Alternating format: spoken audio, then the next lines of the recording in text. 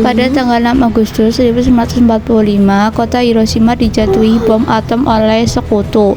Dan pada tanggal 9 Agustus 1945, giliran kota Nagasaki yang dijatuhi bom atom oleh sekutu. Kejadian ini memberikan penderitaan bagi rakyat Jepang. Pasukan Jepang semakin lemah. Pada tanggal 12 Agustus 1945, Soekarno dan Muhammad Hatta selaku pimpinan PPKI serta Regimen Widodiningrat sebagai mantan ketua BPUPKI diterbangkan ke Dalat, Vietnam untuk bertemu Marsekal Terauchi.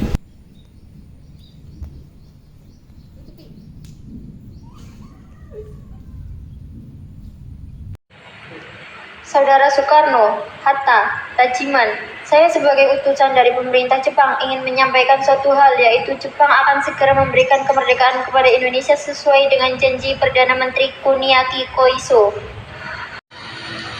Dengan cara apa Jepang akan memberikan kemerdekaan kepada bangsa Indonesia? Dengan memproklamirkan kemerdekaan Indonesia, dan itu dapat dilaksanakan beberapa hari ke depan tergantung cara kerja PPKI. Benar, saya sangat setuju, karena PPKI adalah badan yang bertanggung jawab untuk menyusun proklamasi kemerdekaan. Saya sependapat dengan Anda, Bung. Tetapi kita harus tetap menyegerakan memproklamirkan kemerdekaan Indonesia. Maaf, tetapi pihak Jepang meminta proklamasi kemerdekaan dibacakan pada tanggal paling cepat, yaitu 24 Agustus 1945. Akan saya pikirkan kembali permintaan Anda karena kami harus membicarakan dengan PPKI. Baik, kalau begitu kami harus undur diri. Terima kasih. Baiklah, hati-hati di jalan. 2 hari kemudian, pada tanggal 14 Agustus 1945, Jepang menyatakan menyerah tanpa syarat pada sekutu. Berita tentang kekalahan tersebut sangat dirahasiakan oleh Jepang. Bahkan semua stasiun radio disegel oleh Jepang. Tetapi tokoh golongan muda yakni Sultan Syahrir, Wikana Darwis, dan Hairul Saleh mendengar kabar ini melalui radio BBC.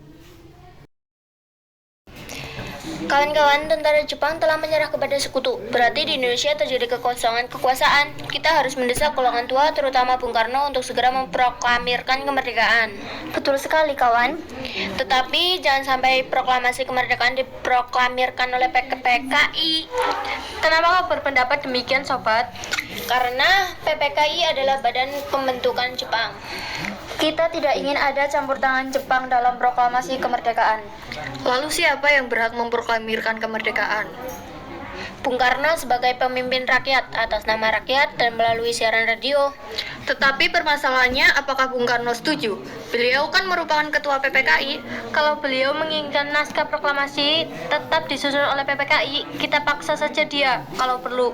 Kalau perlu apa? Kita harus bicara dulu secara baik-baik dengan beliau, Wis. Betul, kawan, kekerasan bukan cara penyelesaian yang tepat. Sebaiknya setelah Bung Karno pulang dari Dalat, kita segera menemuinya. Betul.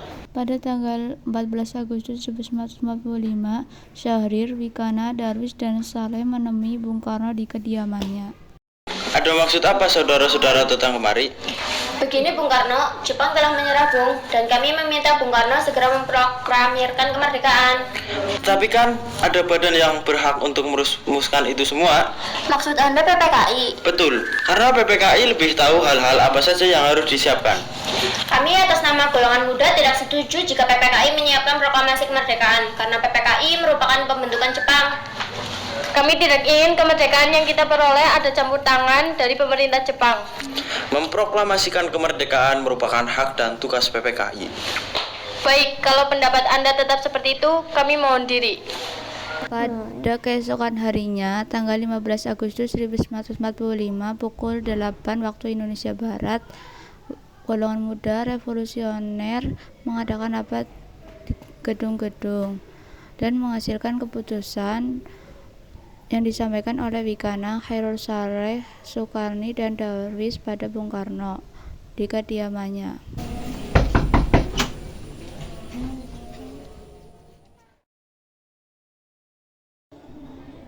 Selamat malam Bung Karno. Ada maksud apa lagi Anda kemari? Sekarang Bung, malam ini juga kita korbankan revolusi. Kami sudah siap mempertaruhkan jiwa kami. Jika Bung Karno tidak mengeluarkan pengumuman pada malam ini juga, akan berakibat terjadinya suatu pertumpahan darah dan pembunuhan besar-besaran esok hari. Ini batang leherku, seretlah saya ke pojok itu dan potonglah leherku malam ini juga. Kamu tidak usah menunggu esok hari. Jepang adalah masa silam. Kita sekarang harus menghadapi Belanda yang akan berusaha untuk kembali menjadi tuan rumah di negeri kita ini. Jika saudara tidak setuju dengan apa yang telah saya katakan dan mengira bahwa saudara telah siap dan sanggup untuk memproklamasikan kemerdekaan, mengapa saudara tidak memproklamasikan kemerdekaan itu sendiri? Mengapa meminta Soekarno untuk melakukan hal itu? Apakah kita harus menunggu hingga kemerdekaan itu diberikan kepada kita sebagai hadiah? Mengapa bukan rakyat itu sendiri yang memproklamasikan kemerdekaannya? Mengapa bukan kita yang menyatakan kemerdekaan kita sendiri? Mengapa sebagai suatu bangsa? Kami bertiga telah membicarakannya baik-baik dengan Jepang. Saya takut Jepang hanya melakukan tipu muslihat sehingga jika kita bertindak salah akan terjadi pertumpahan darah. Kekuatan yang segelintir ini tidak cukup untuk melawan kekuatan bersenjata dan kesiapan total tentara Jepang. Coba, apa yang bisa kau perlihatkan pada saya? Mana bukti kekuatan yang diperhitungkan itu? Apa tindakan bagian keamananmu untuk menyelamatkan perempuan dan anak-anak? Bagaimana cara mempertahankan kemerdekaan setelah diproklamasikan? Kita tidak akan mendapat bantuan dari Jepang atau sekutu. Coba bayangkan, bagaimana kita akan tegak di atas kekuatan kita sendiri. Sekarang saya mohon waktu sejenak untuk berunding karena saya tidak bisa memutuskan sendiri.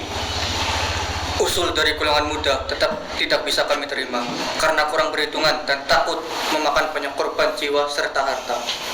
Baik, kalau Anda masih tetap mempertahankan pendapat kalian, kami mohon diri. Pada pukul 12 malam, golongan muda melakukan rapat di asrama Berpepi Jalan Cikini 71. Dalam rapat itu diputuskan untuk mengungsikan Soekarno dan Hatta ke Rengas Dengklok. Tujuannya adalah agar Ir Soekarno dan Dr. Andes Muhammad Hatta tidak terpengaruh oleh Jepang. Apa ini? Apa-apaan kalian? Maaf Bung, kami harus mengamankan kalian berdua karena demi keamanan kita bersama.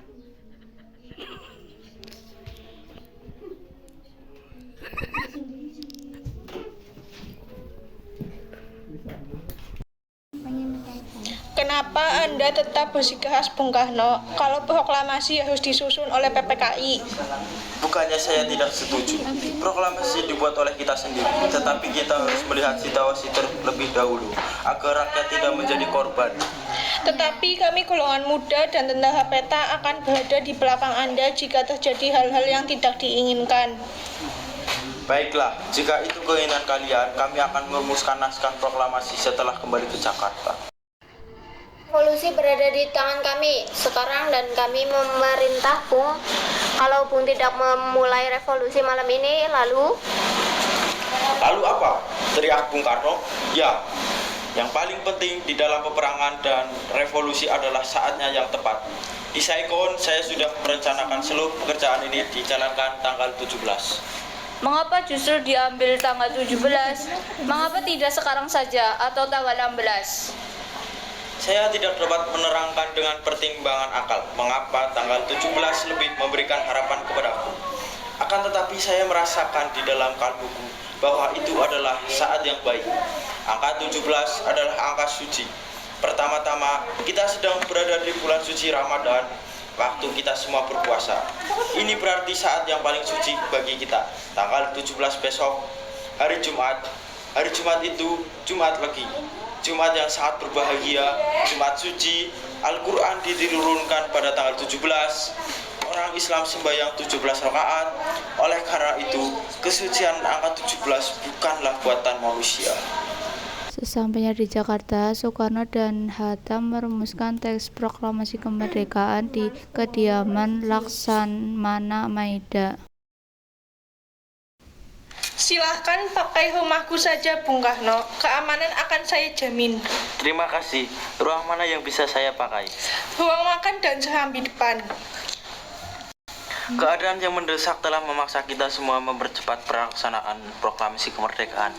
Rancangan teks telah siap dibacakan di hadapan saudara-saudara, dan saya harapkan benar bahwa saudara-saudara sekalian dapat menyetujuinya sehingga kita dapat berjalan terus dan menyelesaikan pekerjaan kita sebelum fajar menyingsing. Kepada siapa saja yang hadir di dalam rapat ini agar dapat mendatanganinya secara bersama. Saya kurang setuju. Naskah proklamasi tersebut sebaiknya ditandatangani oleh Soekarno dan Hatta saja atas nama bangsa Indonesia. Bagaimana hadirin? Setuju.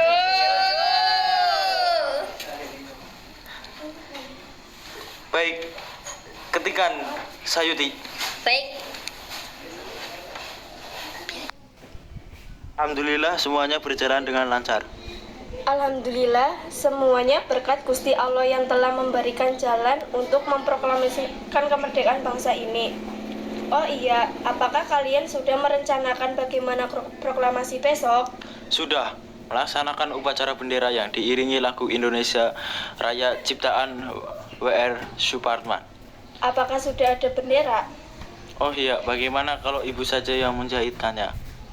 Ya sudah, tidak apa-apa. Yang penting kita ada niatan. Indonesia tanah air beta pusaka abadi nan jaya. Indonesia sejak dulu kala tetap puja-puja bangsa. Di sana